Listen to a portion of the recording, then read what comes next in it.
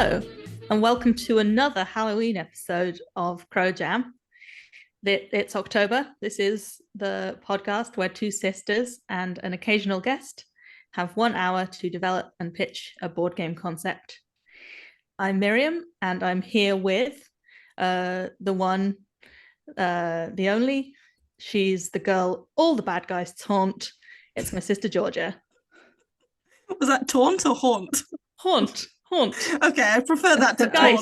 It was because the joke was geists. Oh, I'm the girl all the bad guys taunt. Okay, like some diction issues with the introduction, yeah. But I'll take it. Yeah, I definitely heard bad guys taunt. Yeah. I mean, that's probably more accurate. Oh no. Those guys aren't very nice. Yeah, they're not. It's kind of their main attribute. And the other voice that you've heard on the call is returning guest, new and improved 2.0.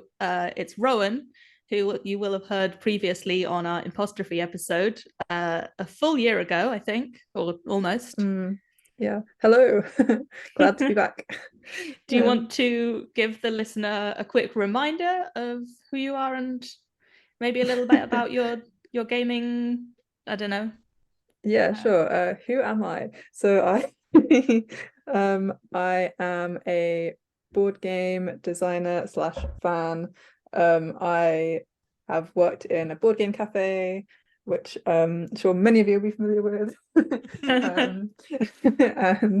And therefore learnt about many games, but unfortunately you don't just get to play games on the job. So yeah, I have some design experience. I'm excited to be back, and I am very excited for the theme that I chose as well. So tell us about what this theme is. Yeah. So I was trying to think of something spooky, but not just super on the nose, because I was like, it's really easy to do like ghosts or zombies, but yeah, like perhaps the prompt pumpkin, for example, just to give that wasn't even in October that she suggested we'd make a game about pumpkin. Anyway, that was more for a fool vibe, maybe. Yeah. No, so then I was trying to think about like horror games that I'd played, and I ended up thinking about video games. There's one called Inside, which is an indie game that's really good. It's kind of like a few hours long. It's just kind of spooky. And then I was trying to think of like a word like inside that would have some kind of horror-y, spooky, haunty connotations. So I came up with underneath. What a great word.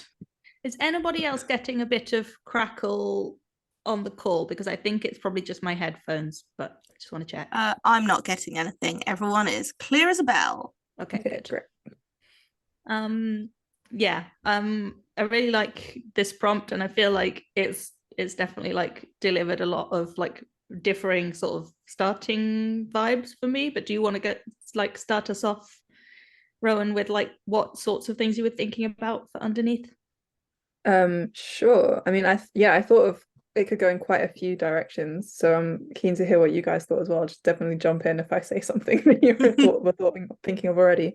So I guess first I would kind of like underneath the bed, like a kind of children's horror vibe of like the monster below.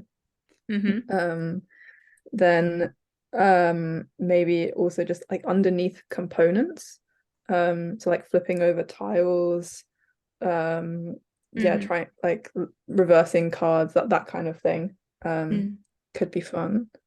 And then I was like, what else is to do with under? And I was just thinking of different expressions, like under your skin, like or like what's inside or under your like outer body. I think that's enough for now. Like you I want to hear what you guys had. Yeah. I guess so.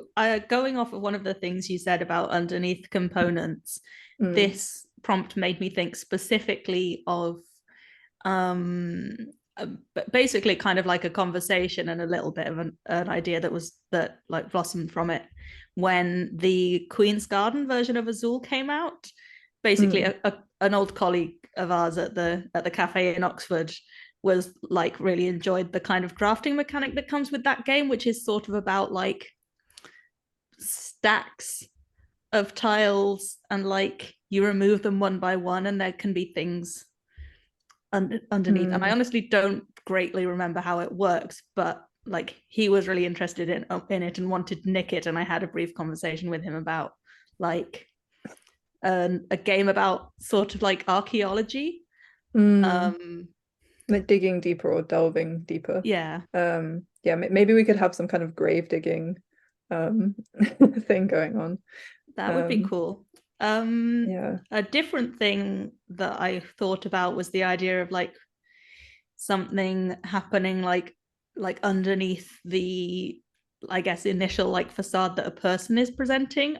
We've talked about these kind of ideas before on the podcast, but I sort of started imagining like a hidden role game where you kind of have like, I think this can already happen a little bit in games like Blood on the Clock Tower, but where like, I guess in this version you would have like a sort of like a double agent thing going on, where like maybe like when like the role that you currently are is revealed, that you kind of have like a sleeper role underneath that, and maybe then even a third one underneath that. Anyway, and okay, yeah.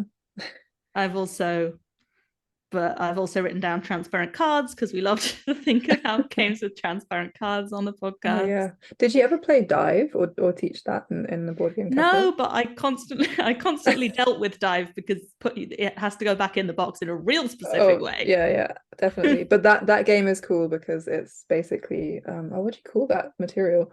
Like acetate. That's it. Acetate sheets with sharks and other sea creatures printed on, and then you're like trying to guess how many layers deep the sharks are to avoid them. So it's kind of like a betting / diving game, but that kind of like stacked acetate thing could be cool. And then I guess I also just like had written down as theme ideas like catacombs or like urban archaeology, spooky underground things. What about Georgia? Yeah, nice. So a lot of what I had has been touched on, which is, I think, really good. Weirdly, even though I didn't think about the expression under your skin, I thought about skin when I was trying to think about ideas with layers. I did think about like kind of, the way your skin has multiple layers, like of dermis and stuff. Right. I was kind of thinking about like a game that was about peeling or flaying. That's pretty gross. Oh my god. Yeah, getting deep immediately. But actually, like the idea that most stuck with me was this underneath components thing, and the actual sort of inspiration of it is that I have been. There's like a little bit of backstory to this. I recently had a bit of a problem where I got really addicted to YouTube Shorts, which is like insanely poisonous for my mental health. So I'm trying to find something else to do when that is happening to me, when I'm feeling this like desire to absolutely waste my life on the world's worst website. So I have instead started playing a bit of solitaire on my phone. And the thing that I was thinking about is how with solitaire, the face down cards are locked underneath the face up cards. You have to like move something off to access something else. So that was kind of what I was thinking about. It's maybe a game where you kind of move a layer off to access something on another layer, but there's kind of rules to do with that. I definitely saw cards, although I didn't really think of transparent cards. And yeah, underground was definitely like a big touch point for me as well. Thinking about, I guess, also deep water. There's something very scary about knowing that something's under you, but not knowing what it is. And it's dark and low down. Yeah, that's the same. It's the thalassophobia or whatever it is. It's kind of the same thing as the under the bed thing. It's the same phenomenon. Like you can't see underneath you, but you feel the like possible presence, possibly extremely close to you, of something terrifying. This is also giving me Stranger Things vibes, like the upside down of that, like, because they kind of depict it as something underneath but also reversed, but you can also sense it being close to you. I don't know if you have watched it. I watched the first season. I don't know if anyone has listened to a pretty popular horror podcast, the Magnus Archives, but that has quite a lot of kind of like underground horror elements. Definitely not a perfect podcast, but like had a few pretty chilling episodes. On the like solitaire layers thing, I was thinking today about a game that does this quite nicely, because I was looking through the stock list for like, because we're doing like our Christmas order at my current place. There's this sort of interesting little like stacking programming game that came out like not that long ago, where you're collectively building a mountain, but to start with you each build your own personal little mountain out of these little blocks. But then what you in the like second phase where you're building the central mountain, what you can place is obviously dependent on what you can take off the top of your thing, and there's certain rules about how things can be placed, and it's quite interesting. Like it's a very like emergent form of programming game, rather than a lot of programming games which are quite like specific and like play 4 cards, reveal at the same time. That kind of thing. What I feel like is coming out from this conversation is that I think all of us are fairly drawn to underneath having something mechanical, like it doing something mechanical in the game, that you move components off other components to gain access to them. And I think all of us are slightly leaning towards some kind of horror theme. So I wonder if we kind of settle on a scary idea that the game is about as a kind of like a jumping off point. Does anyone have a favorite scary idea? Well, good question. I would, to be honest, I like a lot of the ideas. I feel like the one that I feel like would be maybe most fun, not necessarily most interesting to make, is the like under the bed game, if it was like a kids horror game. But then under the bed doesn't necessarily allow for like a lot of layers in the mechanical sense. Like I think if we wanted to go more mechanical, maybe the catacombs idea would be cool. It could be combined somehow with like grave digging or something. Like maybe we start out going down and then we enter the catacombs at some point in the game. Like if you've played Subterra, the first one, there's like this big stack of tiles, and when you first because the idea is you've fallen down into a deeper level of the cave and you have to get out while your torches still have battery, because there are horrors stalking you in the dark. But you know that the exit's in the bottom 6 tiles because that's just how you set up. So we could have some kind of like setup mechanic that meant like we could trigger different I guess stages of the game if we wanted it to be more narrative or actually something. Very relevant. My current work very recently got a copy of Subterra, following me angling for it ever since I started. Nice. And unsurprisingly it's become very popular, so actually I've played it with Georgia. We played it fairly recently, like last couple of weeks, and I haven't really stopped thinking about it. I think it's a very good like cooperative game. Definitely not perfect, or at least the game that we played of it had some classic co-op game problems, shall we say. But in terms of like the way the themes and the mechanics work together, it's so good. We often use it to introduce people into board gaming, because it's a game as well where like you can kind of teach new things as they come up on the tiles, and it's like quite thematic, so people get really into it. It was definitely a hit with our group. a few years ago.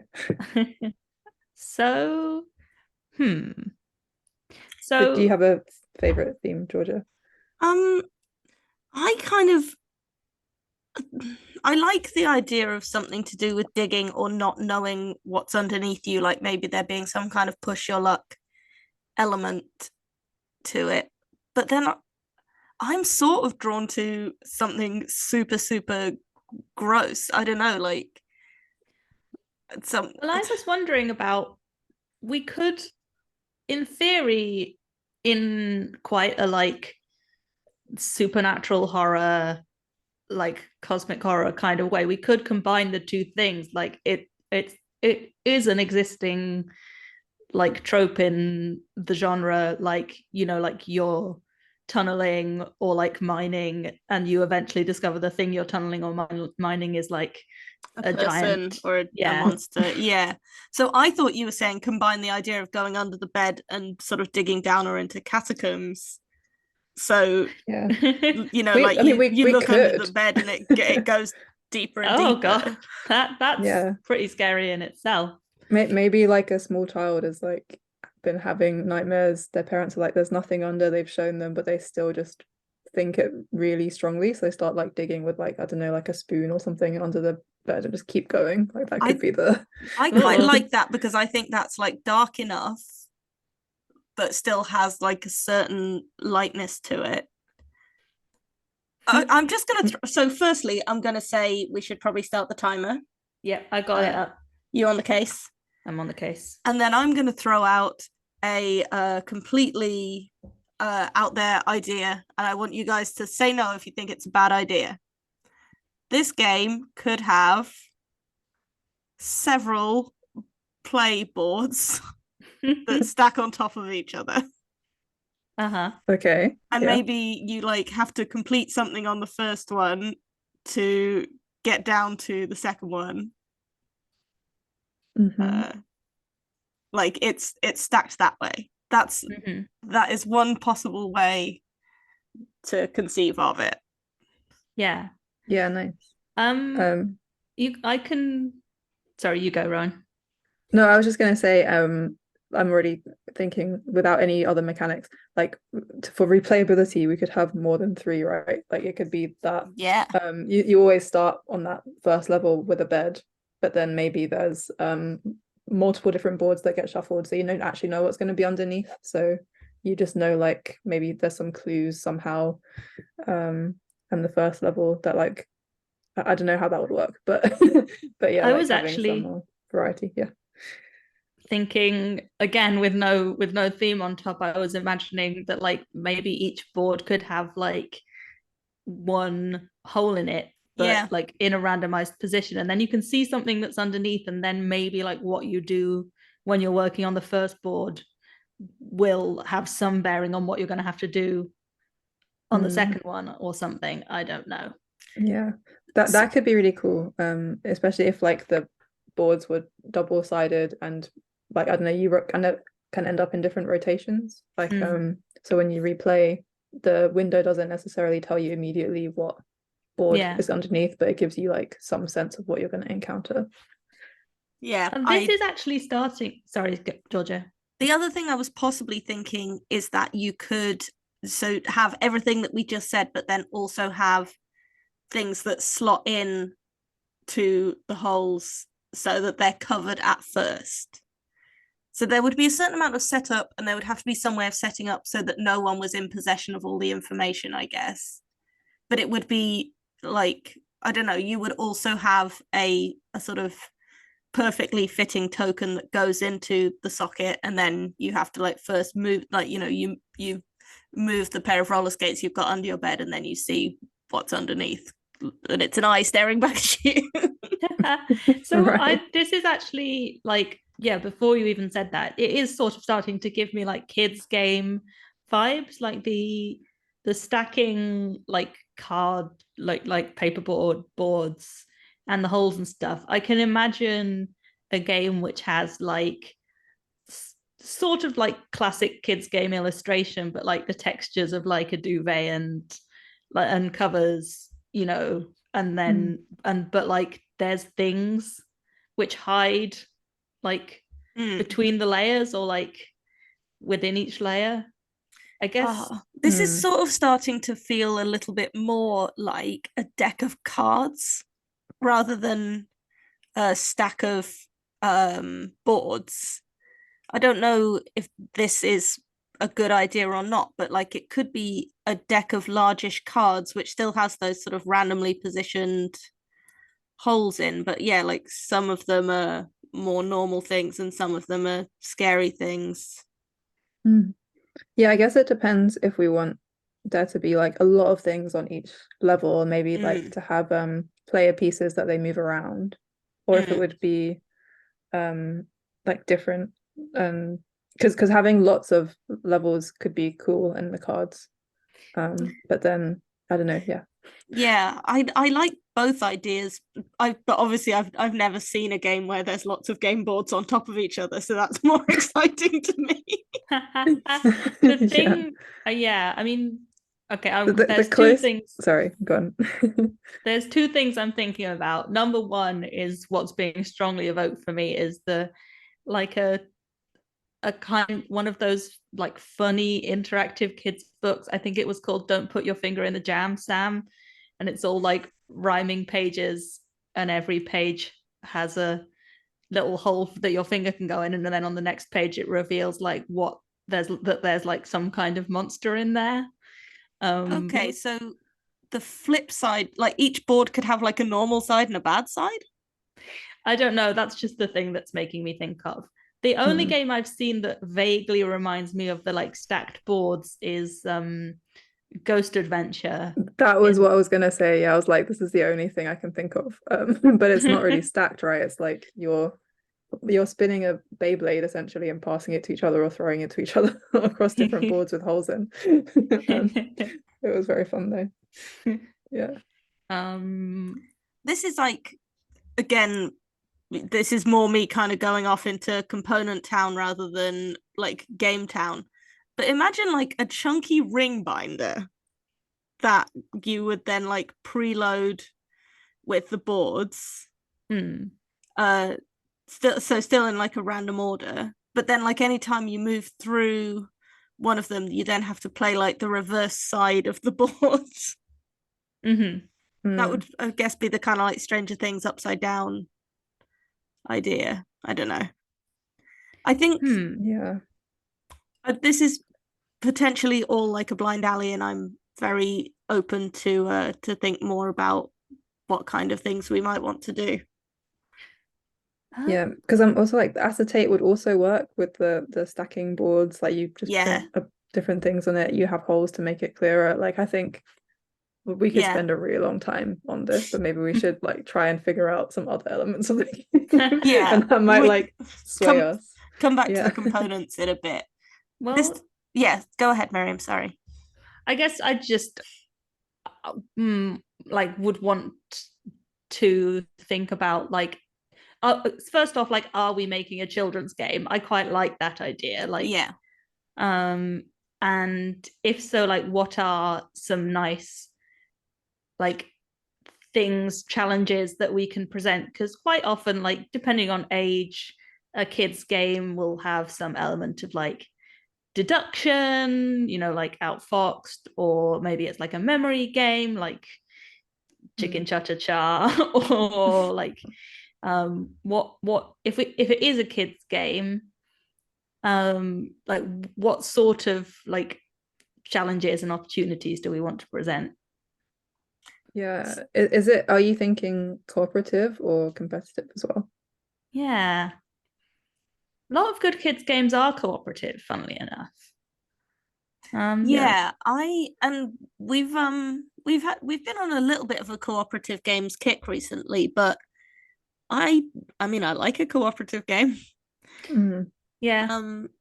I certainly was seeing this as a kids game, but definitely like not afraid to get a little scary, and maybe also not afraid to get a little complicated. Like slightly older kids. Yeah, slightly older kids, like tweens. Sure. Not to make myself sound like the oldest person on the face of the planet. So then, I'm trying to think about like kids' games that I know that like do something that is still like interesting and compelling for adults. Yeah. Yeah. I mean, Magic Maze with the like magnets and stuff underneath the board is also cool. I was thinking about yeah. magnets. Yeah. Just generally. Yeah, that's a very underneath game. That's maybe the most underneath game ever.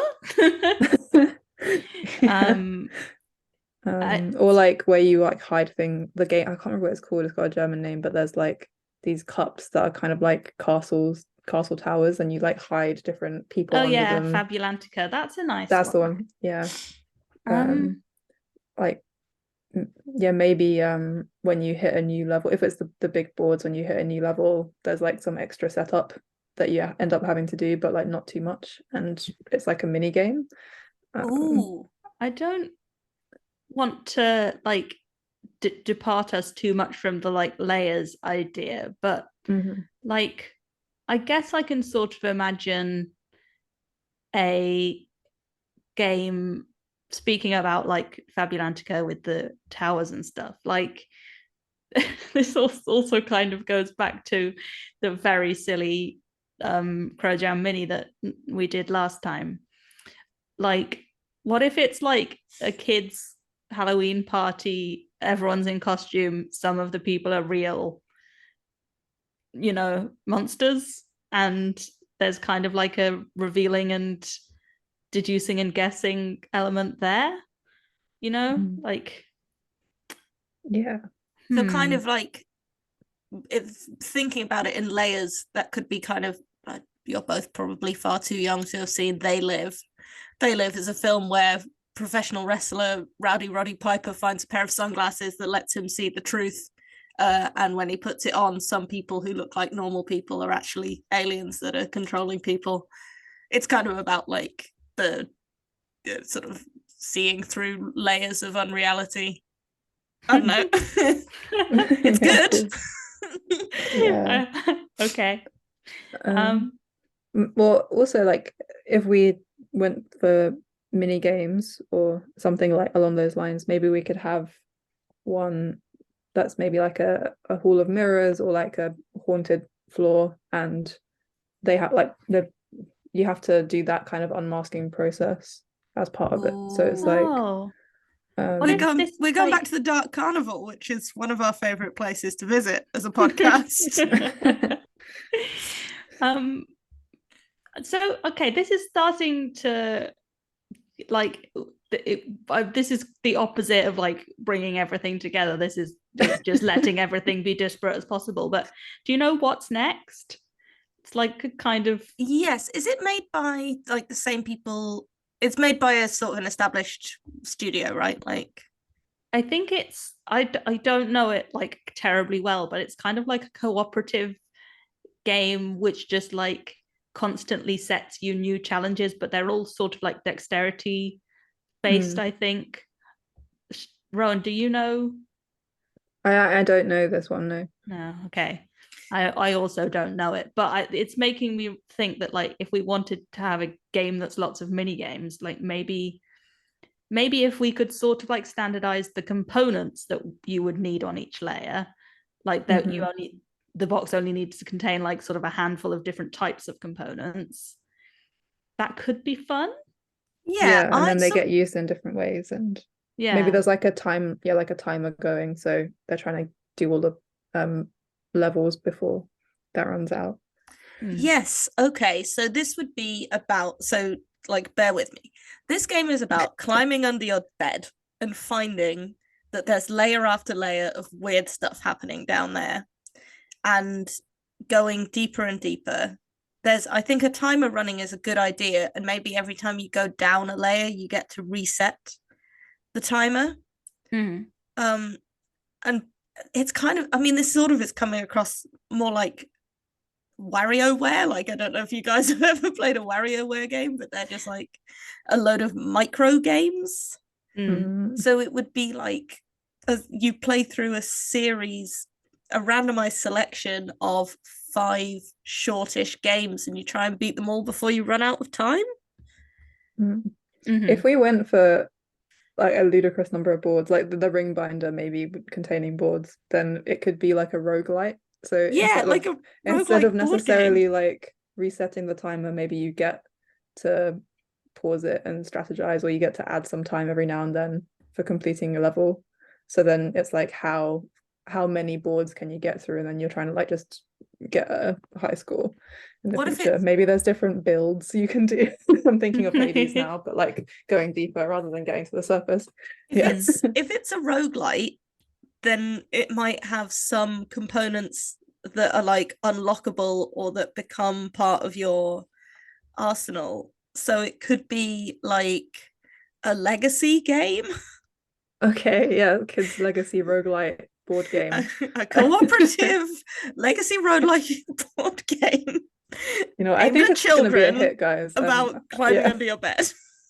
There's the elevator pitch. Yes. I think we have made games with more qualifiers, but not many.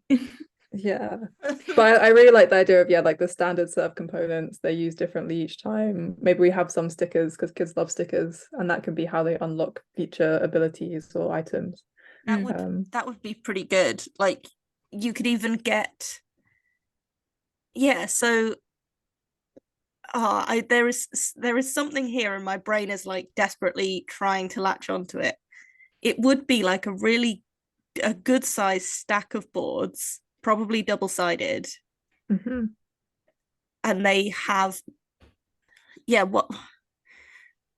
how would they behave? Like would some of them just be kind of like roll and move, like get through a maze? Yeah, I guess which components would you want in the like standard set? Like we've got magnets already. Maybe like a little piece of like rope or string, like a dice, like you were saying. I was imagining like little cups or something that could act as like a cover, because I was imagining the game mode where it's like, you know, like to describe it in Fabulantica terms, like you've got like a little character under like, I don't know, like 8 or 10 little things, and you have to try and like find all the imposters. And I guess that each time you uncover somebody who's not an imposter, you like move them. So just like basically just like Fabulantica. So you have it's kind of like a memory game and like a deduction thing. A marker pen. Yes. And then do you think that the boards that we have maybe like a mirror as well? Like there could be some fun things with mirrors and like reversing things that are printed on the board and stuff like that. I like the idea that you might like unlock stickers that you can then use later at a time of your choosing, you know, to like change something about a board.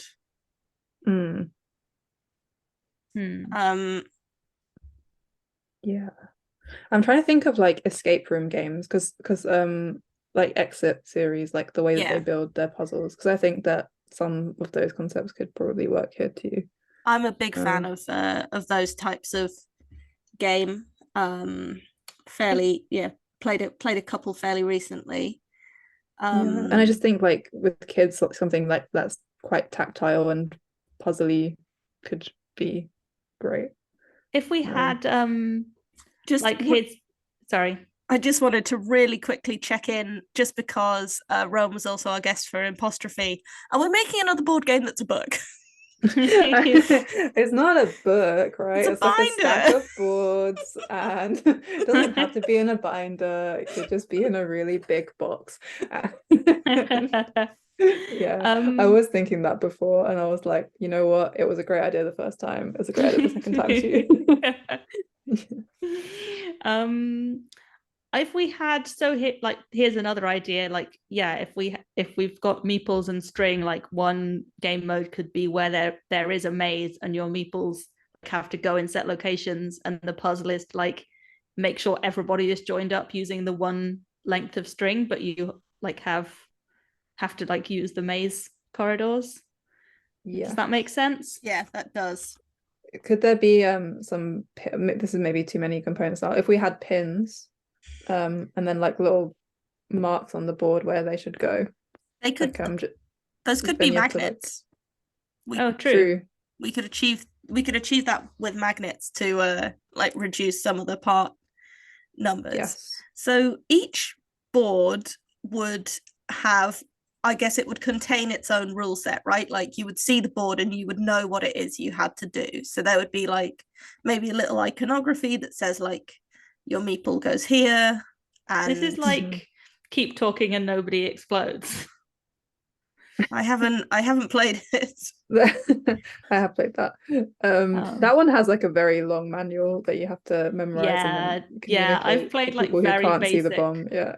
levels of that. And one time when we were just hanging out with my D&D group, my DM asked if anyone had played it, and we decided to, and then he instantly got into like to just start giving instructions for the incredibly advanced stuff, and I was like, oh wait, no.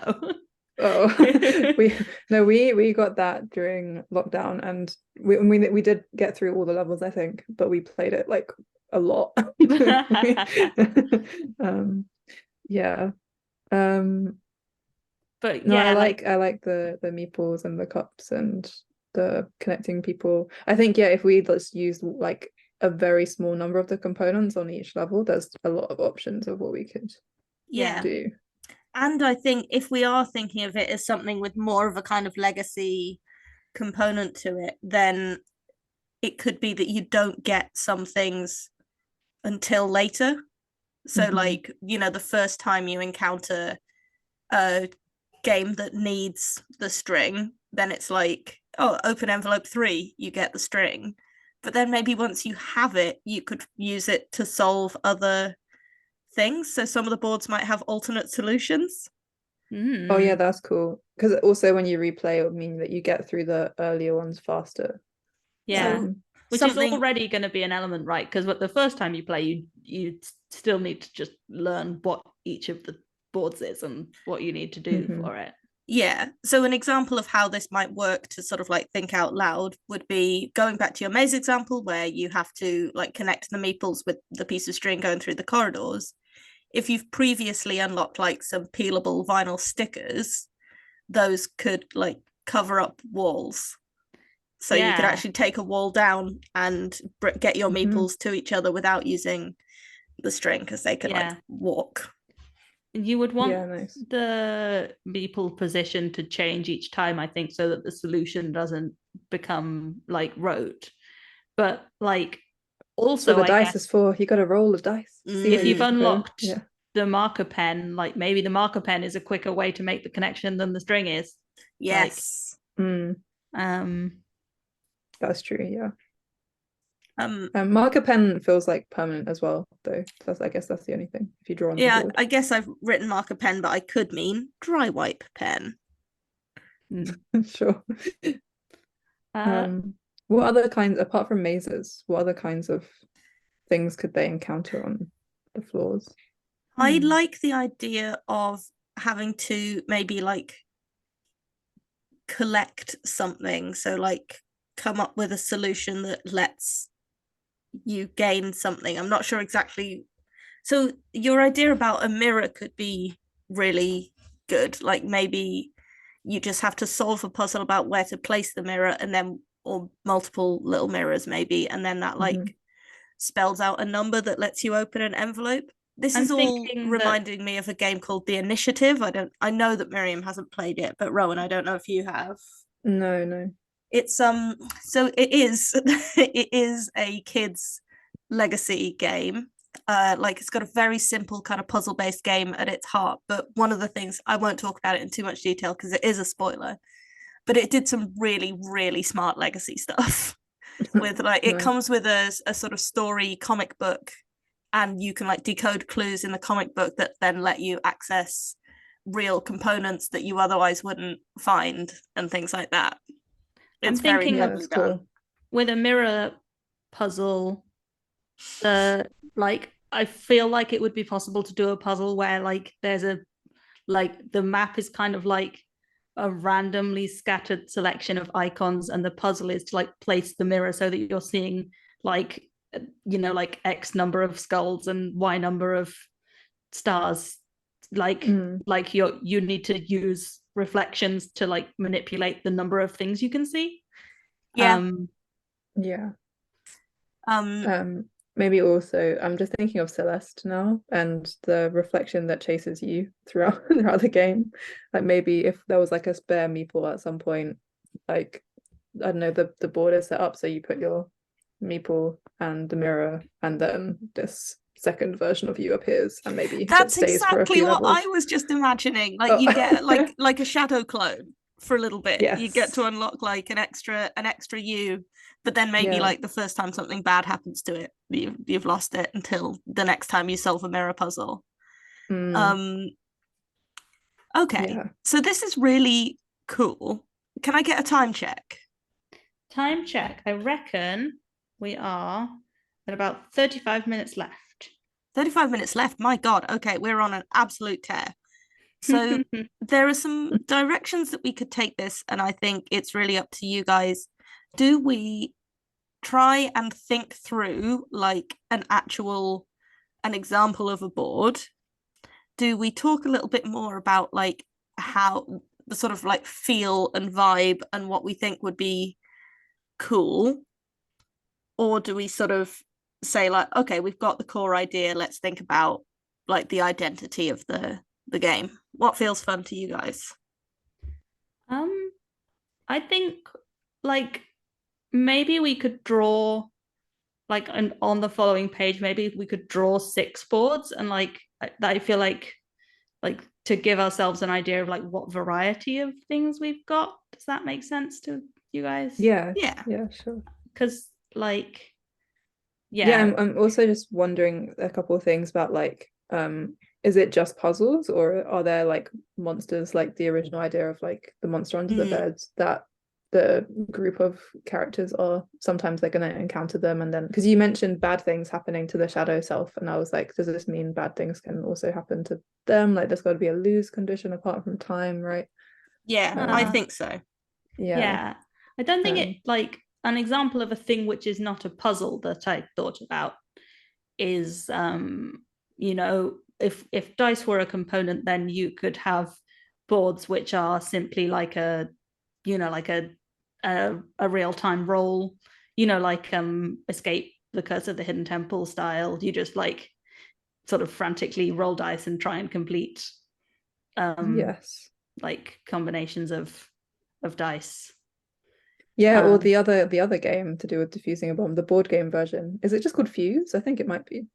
I do not know. You just like roll loads and loads of dice, and to defuse the bombs you have to keep rolling until you roll certain colors, and then you lock them in, and they have to add up to a certain total depending how it's drawn on the card.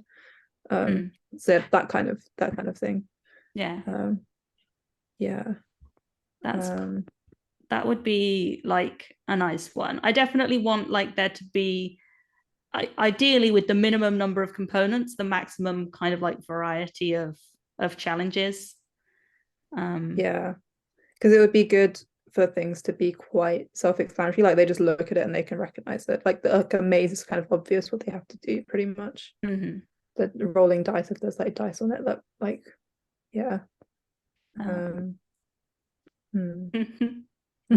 So then I guess what if we're thinking about a challenge that like presents danger, or maybe does our danger component want to be something that kind of persists throughout the game? Obviously a timer is sort of that. But it's something like chasing you, but then you would have to always have kind of a physical position, I suppose. And I feel like not all of these are based on a physical position, although I think it's quite you already cool have set up on every level. Maybe what if there's, I mean, this is just an example of what could happen, but like it could be that like each like board that you've completed, you set to one side, and there's a separate timer which is the thing that's chasing you, and it just gets placed on that board, and when that timer runs out, it moves to the next board, and it's kind of like if it catches up to you, like if you don't complete a board in time, like if it would need to move on and it moves on to the board that you're on. Does that make sense? It kind of feels like a timer with extra steps. Yeah. Yeah. What I still like the idea that you might find and have to defeat like an enemy while you're sort of traversing the situation. But I definitely don't want it to be like roll a higher number than its hit points. So Yeah, could it exactly. be like, you know, tie it up with the string or catch it under the cup or something? Like what other components might defeat the enemy? Yeah, and if Or if it you is fail to defeat it, does it steal one of your components? Yeah. I guess like actually having like instead of health, having like a thing where you lose the components that you're solving puzzles with is quite nice. Because then it also means that you maybe choose which component to give up. But also, how do you know when you've failed? Like, yeah, it's could it be a Beyblade?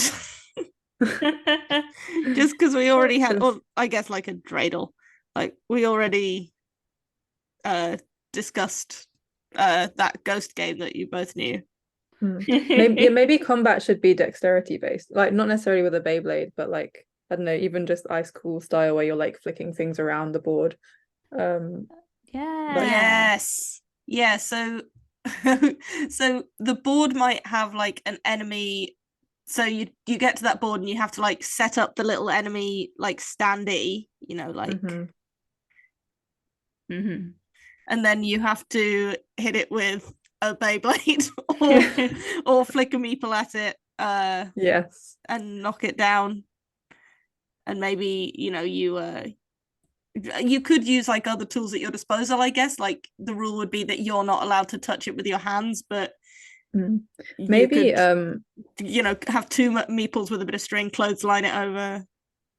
Yeah, I was just thinking you said standee, to minimize extra components, maybe like they could be built into the board, like I was thinking that like they would flip up. Yes, yeah, exactly. Like if they're slightly different shapes or attached in different ways, and there's like positions where your characters are, and it's all dexterity based. Like maybe I don't know how easy it is. Maybe to more build of the game this kind of is stuff. dexterity based than we've previously imagined, to be honest. Like some of those, like there's a lot of quite fun dexterity based games out there.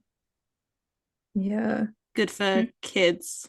If we added elastic bands into the list of components, oh my god, like, ping meeples around and well, the string could just the string could be a little elasticated, and then you get to use it as a little catapult.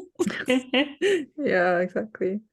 But I was like, for the maze or for the enemy levels, if there's a way of making walls flip up or clip down, then that would add some extra challenge. Like, okay, your meeple is over here, how do you get it to hit the enemy? Do you have to like flick it over the wall? How many attempts do you get? That kind of thing. Yeah, and the timer could just be really good for that, you know, like, do you keep trying? Is there an option with these to kind of like bail, like, oh, decide, okay, this is as far as I'm gonna get, and maybe you just kind of like write down how many boards you completed and that's your score or something. I don't know. Yeah.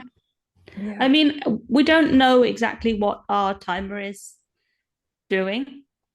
Yeah, that's a good question. I was sort of imagining it could almost be like a difficulty setting. You know, like set yourself an hour and do as much as you want, or set yourself 10 minutes, or is it a like it's 5 minutes per board? Could it be Magic Maze style where you have, I think, a sound timer, right? And then you, I don't know, you reach a certain point, or you get your meeples to a certain location, and then you're allowed to add extra time on top. I like that. I do like the idea that, you know, time might be a resource that you can top up sometimes.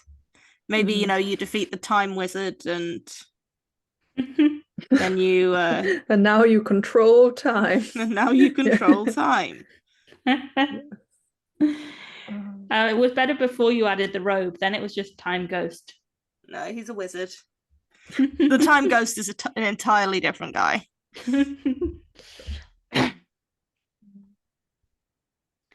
Another thing, I almost forgot what it was, and I was getting frustrated with myself, but I was like, I think we should put invisible ink. And my thought is that later on, when you get to like a further in the game, you unlock the thing that, yeah, exactly.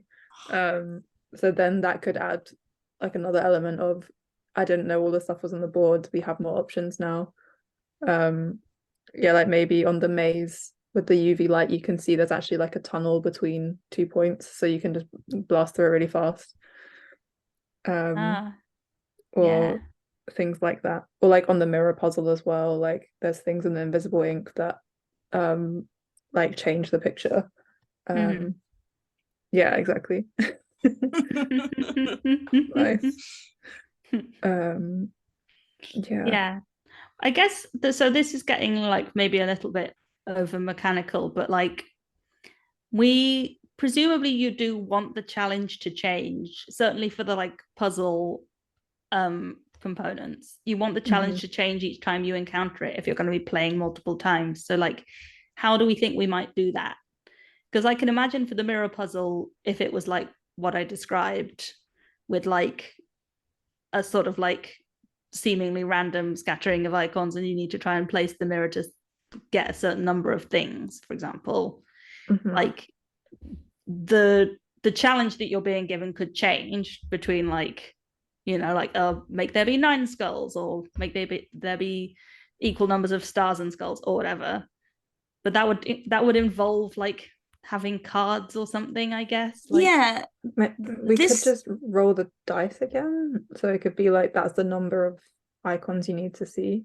Oh, okay. Yeah, could have it random. I was gonna say like maybe there's just a relatively smaller number of types of board, but then you do have like a randomly generated ways of interacting with them. So sometimes it is like, you know, get through the maze, and sometimes it's trap your enemy in the maze, you know, or something like that. Okay. I'm not sure, but that's one option to like reduce components slightly. Yeah. Are there other types of thing that we think would be fun to do? I mean, dexterity games in general, you know, building stacks, especially if you've got like you're likely to have different types of component, like it could have, you know, like the board could come with a ruler that pops out and it's like build a stack taller than this. Yeah, or I'm thinking about that. Okay, how does this work in my mind? There could be like a thing printed on the board, and then you place the mirror, and you need to try and make a thing that matches it but is vertical, if that makes sense. Like you I think so. You like slot the mirror in at 45-degree angle. Yeah, like changing the dimension. Yeah. Yeah. I'm like I want to make sure that the theme is like there. I'm like, we're going deeper underground, right? And that's true. So like maybe like there should be skeletons rather than I don't know, that kind of thing. Like you're encountering vaguely spooky things, but nothing that's like actually horrifying for small children. But like yeah. So like I guess aesthetically, what are you guys thinking? I think it's funny, like it's feeling quite dungeony, I guess. Yeah, but I mean, I feel like if we put like the theming could be on there, especially if we were going for like digging under your bed kind of thing. Like the theming could be on there to make it not too like, you know, like worn out dungeony. Yeah, like what other things would make it seem like, I don't know, it's still in a bedroom, or it started there, you know. It's a funny thing with like media for kids, that where like it feels like if it's a game or like an activity they can engage with, they can absorb quite a lot more like slightly spooky or like uncanny stuff than they can when it's just a pure like TV show or like book or something. Like they don't get freaked out as much when they like have interaction with It's having more control, isn't it? Like, yeah.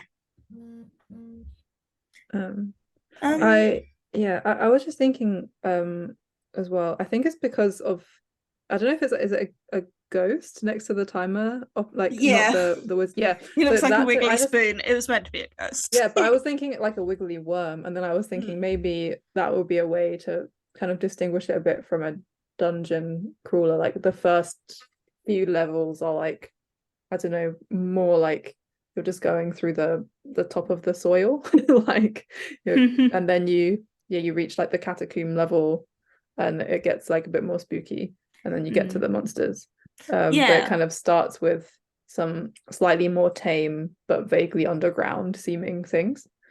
So if there is an order to the things, then I'm totally down with that. But then I think we are making a book, which is fine. Like, I'm totally fine with us making a book. But if it's like, you know, what if it was the top 5 layers had a different color on the one side of the board, and you shuffle them up? Okay, then, yeah. So you've kind of got like levels, or you could even just have like a face down stack of boards, and then at some point something happens that triggers you going down to the next layer. You know, so it's like you draw your next board from level 1, but this is like a one that leads you down. Like, this is a combination lock that gets you down to layer 2. Like kind of almost Betrayal at House on the Hill. Is that what it's called? No, Betrayal at... Yeah, that's right. Betrayal. Okay, cool. I was like, am I naming the Netflix show? Like, no. Yeah, where they have the cards split into the different levels of the manor. And it would make it easier maybe for us to put those alternative solutions, because we can, you know, like set where they find new components and stuff. Yeah, I think that's a really good idea. And also it comes back to that idea of you know, being able to like set difficulty levels a little bit. So like, you know, if you're playing with kids who are like 6 to 9, then maybe we don't go all the way up to layer 5. I think you mean all the way down, but all the way down to layer 5. Yeah. So how do you win? Is it a there win, is no or is winning. it like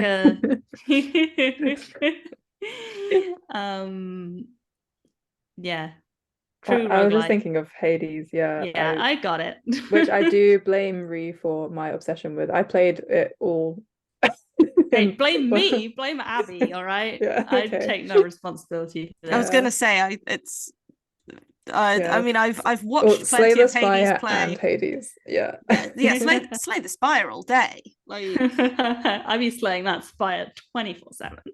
The Spire sees me coming, it knows to run. But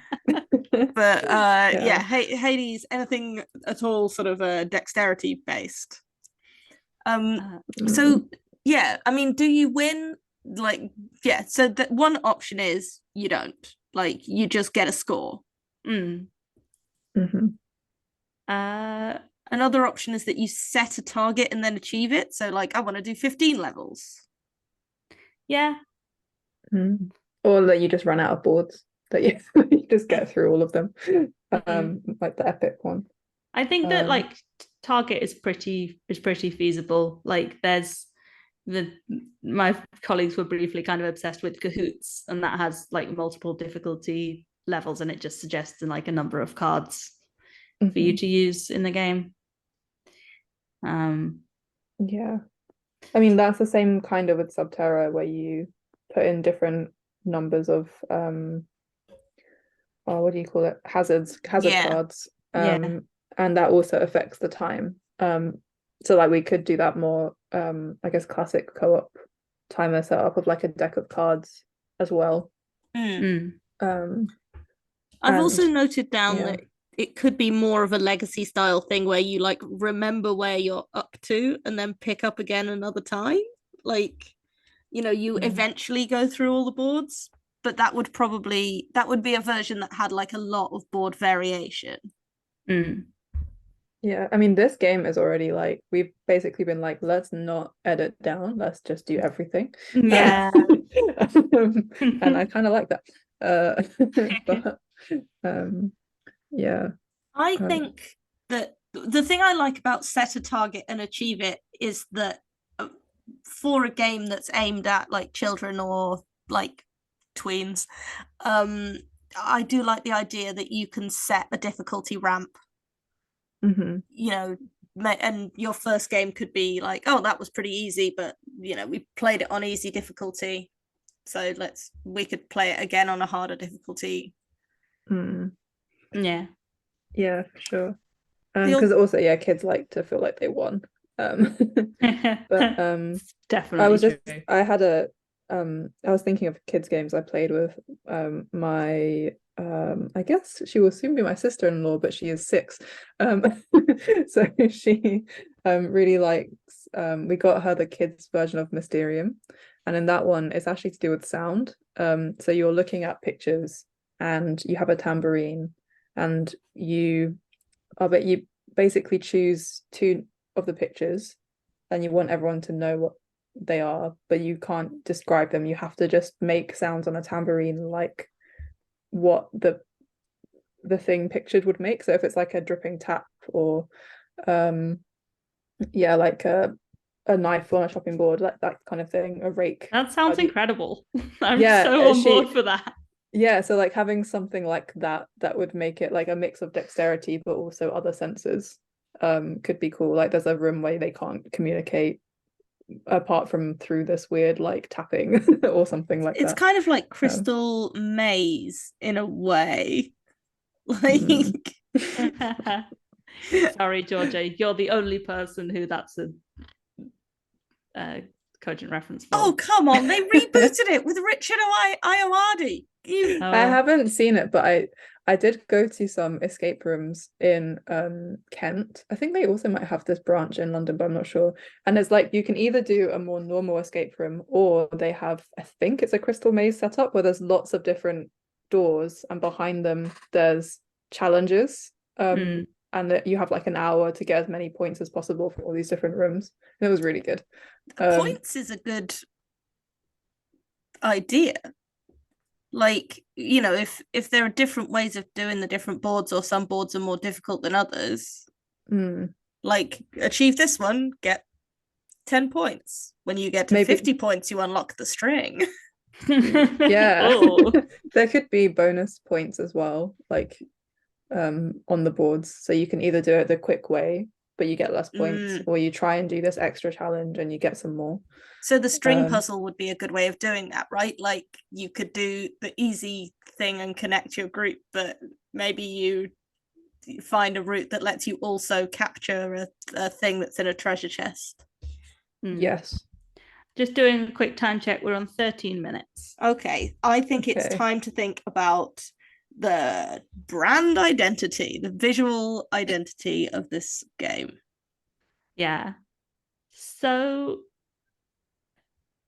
I don't think we necessarily need to do the under the bed theme, especially given that we know we're going to be going through like lots of layers and potentially it's potentially going to be sort of like fairly classically spooky. Yeah. But I mean, I don't hate under the bed, especially if we came up with some kind of fun name that played on it. Yeah. So either of you guys ever watched Over the Garden Wall? Yes. Does this give you any of those vibes at all? So Over the Garden Wall is a sort of Halloween-y animated kids show. It's absolutely brilliant. But basically, these kids sort of go on it's kind of like the Odyssey almost. It's like a telling of the Odyssey. Like they encounter all these strange things because a strange thing is happening to them, but they sort of go through these increasingly surreal scenarios. This kind of makes me think of that. Okay, yeah. Would you want to evoke a little bit of that slightly like kind of creepy, uncanny, like but a cartoony style? Yeah, I Maybe think almost so. a little bit like Brew that I showed you the other day. Yeah. Is this animated style, I don't know, like more like a Tim Burton vibe? Is it more like proper cartoon, like 2D outline? It's 2D outline, but it's just I guess like the Is some it like of the Plants scariness vs is like Zombies kind of you know some what of I the think of, like... scariness is like what is like more like literally what you're dealing with, like a guy who has a pumpkin for a head. But a lot of the scariness is just kind of in like expression and movement, I guess, and also like color palette. A lot of the scariness or like uncanniness would just be like somebody's staring eyes or like Right, yeah. I think I'm describing it. Yeah, but I think all of this kind of applies, like it's a strange journey, right? Like it doesn't necessarily have to be like you go under your bed and this is what happens, but you're going on a strange journey that leads you downwards. I feel like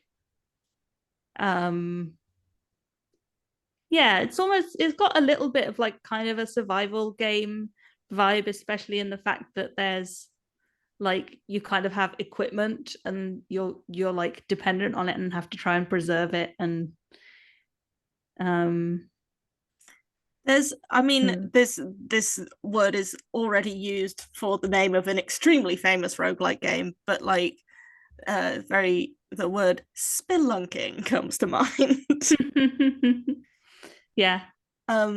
It's it's about sort of delving, going further. Like, do you think there's like, it probably has kind of like a dark color palette? Do you think that illustrations imply that you are underground? Do you think that there's like fully like you can see the soil and stuff, or do you think it's more kind of abstract than that? Or like, I like the idea of being able to see soil and rock and things like that, because otherwise, yeah, it could just be that like laid out completely differently, like a normal dungeon, right? Yeah, like it could be side by side. So are there kind of like strata? We were talking about like the different levels of board. Maybe some of them have kind of like topsoil, and then they go down to I'm getting very Minecraft here, but they go down to the bedrock. And then maybe it gets kind of less literal, and there's like, like it's more like hell. Yeah, you've got like crust, but then it starts being more like underworldy. And yeah, I like the idea as well. Like maybe some boards have thicker edges or walls, and inside those bits of soil or rock, you can see little illustrations of other things that you can't interact with, but it's just for fun. So like, yeah, there's the worms, and then there's the I don't know, coffins, and then there's some weird other creatures, like little lava tunnels. What are some like geological words, like mantle and crust and stuff? Like I don't know. I'm looking for like a thing that feels like the name. Yeah, I guess for the name as well, you could just have, instead of like the monster under the bed, it could be the something under the bed. But I don't know what we just need like the actual word instead of something. Or just some things. Yeah. I mean, it could just be under the bed. I also sort of just like underneath as a title. What about like UnEarth? Ooh. Like, like, it's kind of really like that, with maybe like with a capital E to emphasize like it's sort of like it's a little bit like Upside Down, right? It's like, do you know what I mean? Yeah, it's like not it's not worldly. It's like the UnEarth as well, like that you're going into, but the game could just be called UnEarth. Yeah, because you're like unearthing, you're digging down, but it's also, yeah. You I also end up like in the unearth. Yeah. there's like the upside down. also a thing that's happening that's like it's got a lot of the same letters as underneath. Yeah. Hmm. Almost. Yeah, I'm trying. Shush. I'm very tired. Yeah. No, I agree. That's quite fun. So I got totally distracted by trying to figure out a lot if this was gonna took me a lot of tries, and yeah. but still, like, I can feel that there's a thing happening there. Like, no, I agree. We don't have to get into it. And then I could see the box sort of having like kind of a strata feel to it with like some of the stuff, you know, like I always think of this as kind of a Simpsons gag when the Simpsons shows that something is happening underground, and it'll like pan the camera down and it'll go past a load of stupid stuff. Yeah, that's what I was that's what I was thinking of, but I couldn't remember it was the Simpsons. Like that's exactly what I was trying to describe. It'll be like it goes through the floorboards, and then there's the pipes, and then there's some dirt, and then there's like a coffin, and then there's a dinosaur. And then it's like something that they think is culturally really old, you know, like you know, like a certain vinyl record or something, or like yeah. I really like UnEarth as the name. I think that really captures the kind of uncanny, strange feeling. All right, should we do a quick recap? Have at it. Okay. Our theme, try and summarize this in brought to one us sentence by Rowan, is that we wanted to make a game inspired by the word underneath, which all of us found really inspiring, but a couple of the ideas that stuck with us were the idea that you go underneath components to reach other things, and we liked the idea of going under the bed and going deeper, doing a kind of excavation. I suggested that this could be a game where there's multiple boards stacked on top of each other. We talked around some of the possible ways that might happen, but that ended up being kind of a bit of a through line. We settled on this being a game for kind of like kids aged like sort of 9 to 11, a little dark, fairly cooperative, different types of challenge, a little scary, using a set of standardized components. We hit upon this idea of possibly making like a roguelike or roguelite board game, which I'm not sure we entirely did, but I was very excited by the idea.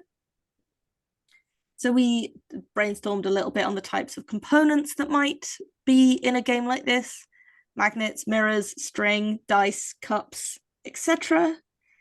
Then we brainstormed for quite a while on the different kinds of challenge that you might have to undertake. Mazes, defeating enemies, building stacks, using mirrors to solve problems.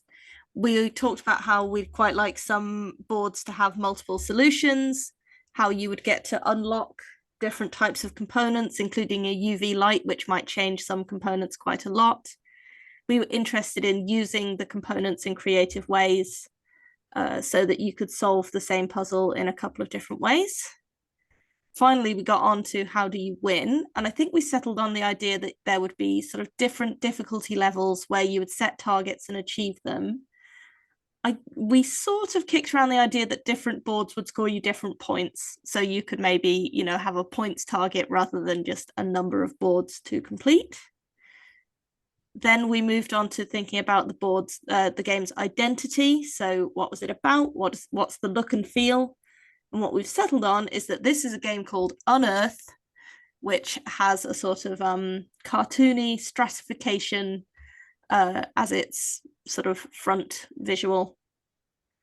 Did I miss anything? No. Okay. I mean, looking good with 2 minutes on the clock. Oh, we've absolutely. I feel like the last touch is we just need to put a spade on the box. Yeah. My God, they're so right. Ta-da! Yeah. Okay. All right, nice one, guys. Yeah, I feel like this is cool. I wanna make it now. But Yeah. yeah. Yeah, this How is many of like the games do you guys end up like, I don't know, doing anything else with? Do you ever do anything with them afterwards, or do you just kind of like enjoy the initial design excitement? It's not never, but it's fairly rare that we go particularly far with it. But some ideas we've remained very attached to, and I think we'll eventually do something with. Eventually. Mhm. We've probably got like upwards of 40 episodes at this point, and as a sense of our like hit rate, 2 of those are currently print and plays on our itch page. So Cool. Yeah. But that's because those are the easy types of thing to make. Like some of our best games are so dependent on like the most proprietary components you can imagine. So Yeah. you know, we're not going to manufacture them. Yeah. Well, But- I think this is a very feasible game to make. Yeah. Yeah, I don't know what. Yeah. Well, I feel like the Oh, thing yeah. about this game is that like if you've seen kids games, and especially if you've seen Ghost Adventure, it's so easy to imagine like all of those components. Mhm. You know, like exactly what you were talking about with the like thicker parts of the board and the like illustrations around the edges and everything. Like I know just what this game would look like, and I think it would be so much fun. And now I really want to go and try What Next, so I'll probably check that out next time I'm at my job. Nice. Yeah, thanks so much for having me back. It was really fun. Maybe in another year I'll be back for Halloween 3.0. You'll be our annual spooky guest. Yeah. And yeah, maybe by then you'll have had even more big life changes. But yeah, well, thank you so much, Rowan, for joining us. Thank you, Miriam, for hosting, and thank you to our listener. We love you, listener.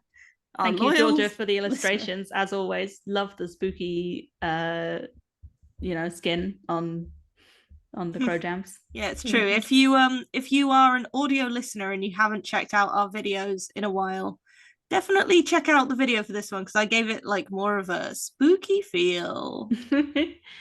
And with that being said, join us next time for more Crow Jam. Caw-caw!